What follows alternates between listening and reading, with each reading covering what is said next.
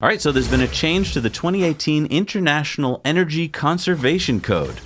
Wow, I thought the last one was a boring update. It seems boring. I totally get it. This is an update to a national electrical code. I know it seems boring, but get this. There's some stuff about EVs in here. So what's exciting here is that this code makes it mandatory when you're building a new structure, like let's say a house or a condo development, that you bring in the electrical for future EV charging.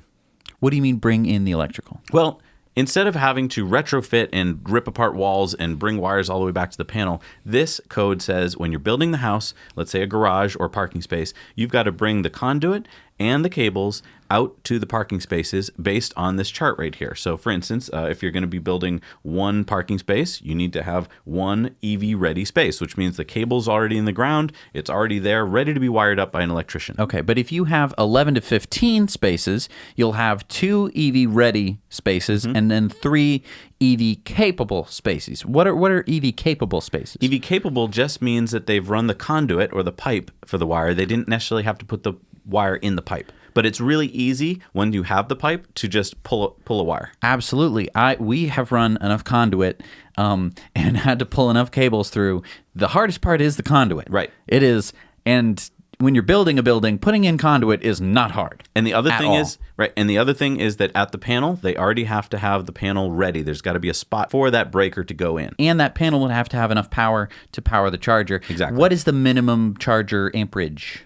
40 amps. That's really good. Yes. That's a level 2 charger. That's a level 2 charger right there. Yep. So, half the states usually adopt this code almost immediately. And the other half usually straggle, take a few years to do it. But if you live in a city or town and you would like to adopt this sooner than your state, you can. You can get your building commissioner and selectman and mayor, whoever is running your town, to adopt this sooner, making it so that your town is even ahead of your state. Wow.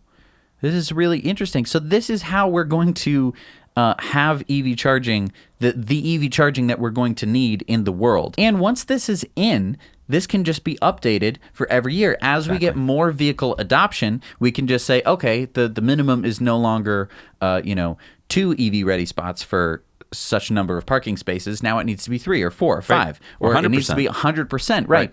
And the impetus behind this is because they saw a huge increase in electric vehicle sales. And they said, we're in charge of this code.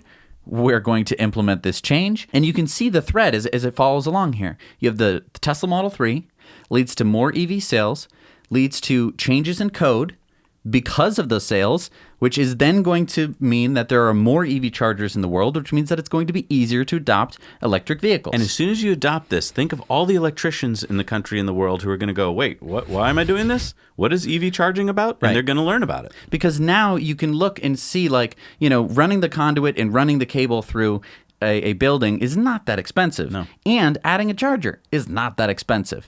And so if you can be like, oh, and this makes it more attractive to people who buy electric cars, interesting. Maybe we should do more than the minimum here. Exactly. Since we're already running conduit anyway today, let's throw in 3 or 4 more conduits.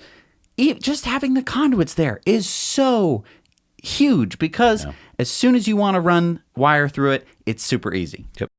Thanks so much for watching this Now You Know clip. Head over to Now You Know channel for full episodes of Tesla Time news and in depth. And if you want to treat yourself and your family to something amazing, check this out. Jesse and I have been enjoying Masterclass, where we've been learning all sorts of fun topics from the masters themselves. Chess from Garry Kasparov. Scientific thinking with Neil deGrasse Tyson. Space exploration from Chris Hadfield. Design and architecture from Frank Gehry. And so many more. Click the link down below to support our channel and experience what it's like to learn from the masters at Masterclass.